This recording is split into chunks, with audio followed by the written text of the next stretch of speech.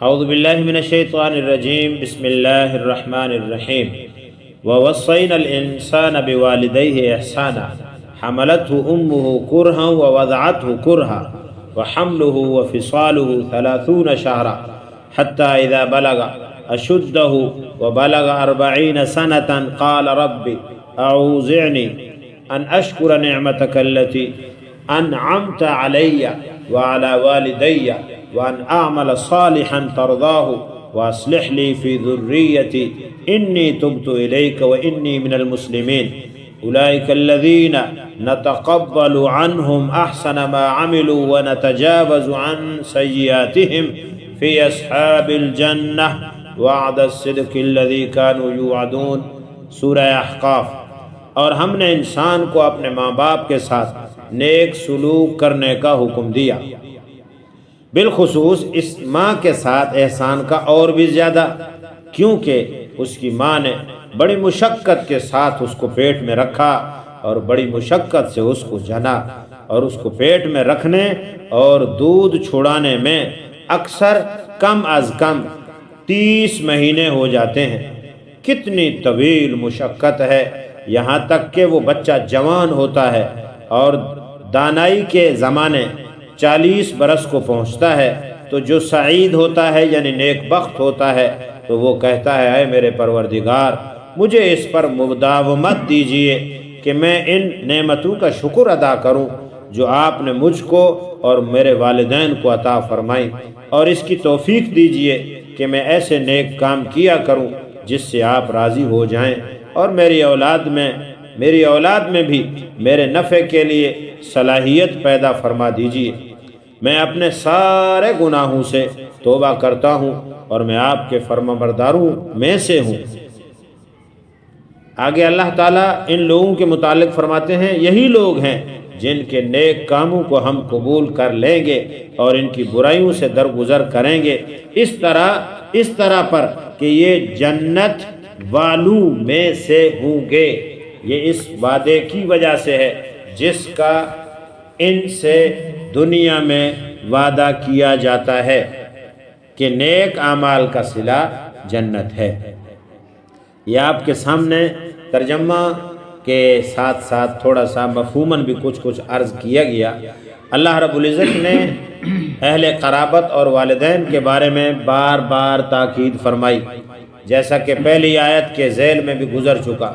میرے بھائیو، آپ بھی کسی ماں کے جنے ہوئے ہیں، کسی ماں نے آپ کے وزن کو اٹھایا ہے، 9 مہینے تک آپ کو اپنے پیٹ میں رکھا ہے، اور اس کے بعد وہ تکلیف، جننے کی تکلیف سے بھی وہ گزری ہے، اور پھر 2 سال 2.5 سال تک اس نے مجھے اور آپ کو دودھ بھی پلایا ہے۔ آپ اس تناظر کو سامنے رکھ کر نا اللہ کے ان آیات کا ترجمہ آپ نے سنا، اس کے بعد ان کی تھوڑی وضاحت بھی سنیں، آپ انشاءاللہ اس میں فائدہ محسوس کریں گے۔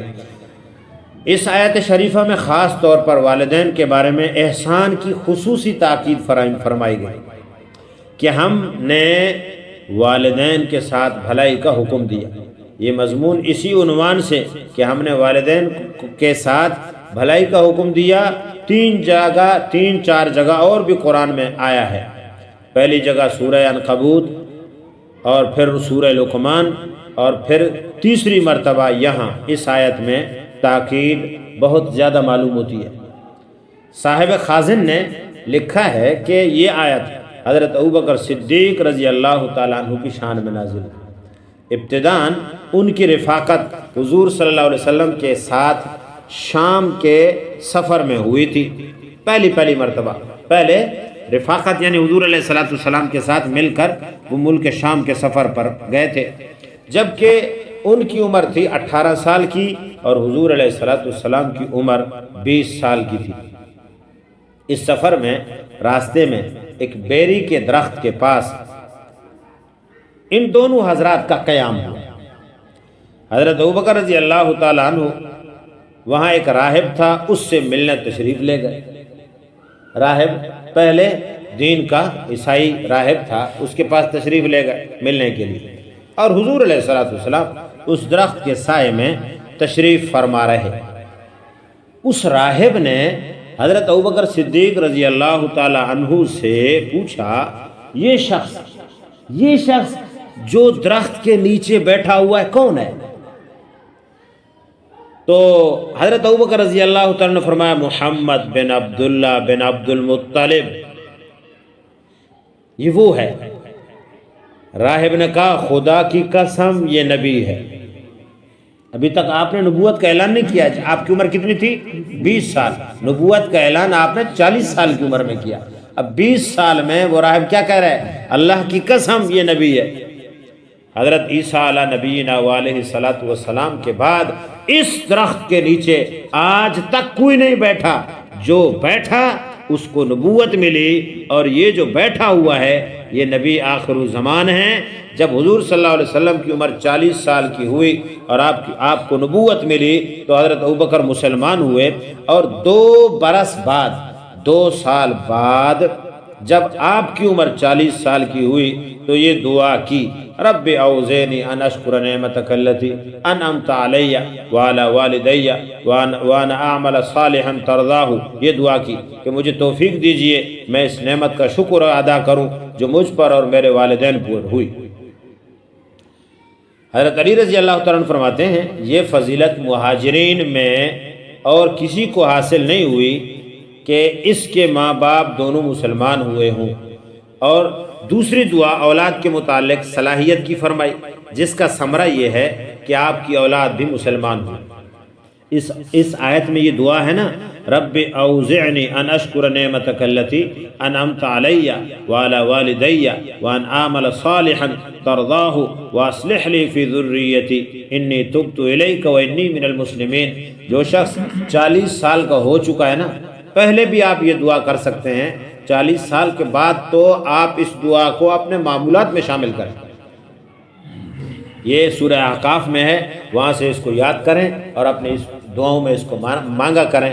انشاءاللہ اس دعا کی برکت سے آپ اللہ تعالیٰ کے نعمتوں کا شکر کرنے والے بھی بنیں گے، والدین کے فرما بردار بھی بنیں گے، اور آپ کی اولاد بھی انشاءاللہ صلاحیتوں کی مالک بنے گی۔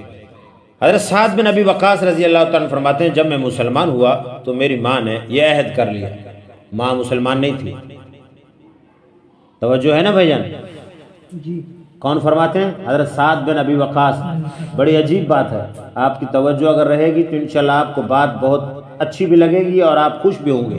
حضرت سعد بن ابی وقاص رضی اللہ تعالیٰ عنہ جب فرماتے ہیں جب میں مسلمان ہوا تو میری ماں نے یہ عہد کر لیا، نہ کھاؤں گی نہ پیوں گی جب تک تو محمد کے دین سے نہیں پھرے گا۔ والدہ مسلمان نہیں تھی، بگڑ گئی، غصے ہو گئی کہ نہ کھاؤں گی نہ پیوں گی جب تک تو محمد کے دین سے نہیں پھرے گا صلی اللہ علیہ وسلم۔ اس نے کھانا پینا چھوڑ دیا، حتیٰ کہ زبردستی ان کے منہ میں ڈالا جاتا ہے، کھاؤ۔ فرماتے ہیں کہ عبرت کا مقام ہے، ایسی سخت حالت میں بھی اللہ کا ارشاد ہے کہ ہم نے آدمی کو اپنے والدین کے ساتھ بھلائی کا حکم دیا ہے۔ اتنے تک بھی اگر تمہارے ماں اور باپ آ جائیں تو بھلائی کا دامن نہیں چھوڑنا، ان کے ساتھ حسن اخلاق کا معاملہ نہیں چھوڑنا ہے، ضد میں نہیں آنا ہے۔ البتہ اگر وہ مشرک بنانے کی کوشش کریں تمہیں، تمہاری ماں اور باپ کافر ہوں مشرک ہوں اور وہ کہیں کہ تم مشرک بن جاؤ، تو فرمایا اس میں اطاعت نہ کرنا۔ حضرت حسن سے کسی نے پوچھا والدین کے ساتھ نیکی کرنے کی مقدار کیا ہے؟ تو انہوں نے فرمایا جو کچھ تیری ملک میں ہے ان پر خرچ کر، اور جو حکم کریں وہ کر، اس کی اطاعت کر، بجز اس کے کہ وہ کسی گناہ کا حکم کریں تو پھر ان کی اطاعت نہ کر۔ یہ تھی اسلام کی تعلیم، مسلمانوں کا عمل کہ مشرک والدین اگر اولاد کو مشرک بنانے کی کوشش بھی کریں تب بھی ان کے ساتھ بھلائی کا حکم ہے، بے ادبی کا نہیں ہے۔ ان کی اطاعت اس معاملے میں نہ کرو، یعنی وہ کہیں تم شرک کرو تو کرو، نہیں، شرک نہ کرو، باقی اس میں بھی دائرہ کار میں رہو۔ اور البتہ شرک کرنے میں ان کی اطاعت اور فرما برداری نہیں ہے، اس لیے یہ خالق کا حق ہے، والدین کا حق خواہ کتنا ہی کیوں نہ ہو جائے، مالک کے حق کے مقابلے میں کسی کا کوئی حق نہیں۔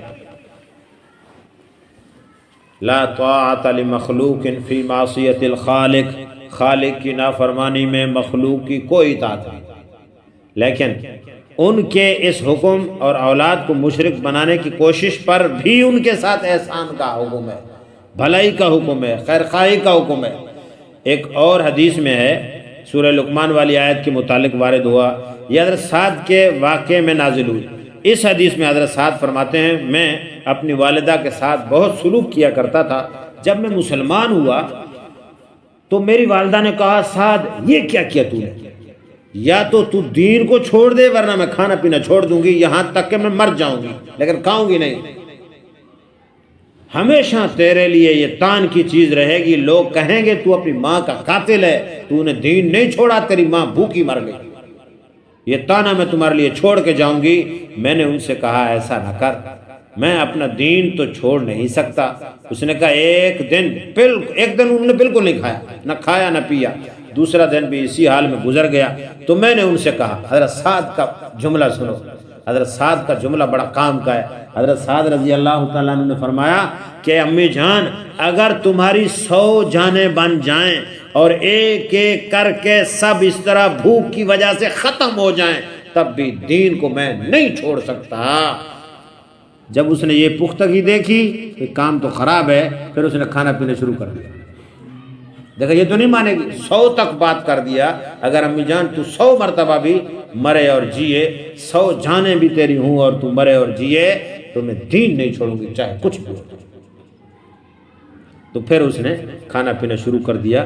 میرے بھائی دوستو بزرگوں، والدین کے ساتھ اطاعت، حسن سلوک اور پیار و محبت، اور والدین چاہے نافرمان ہیں، چاہے گناہ گار ہیں، چاہے جیسے بھی ہیں، لیکن ماں ہیں اور باپ ہیں، ان کے ساتھ برائی کا معاملہ اور ان کے ساتھ حق تلفی کا معاملہ، اس کو جو ہے نا ہمیں شریعت اجازت نہیں دیتی۔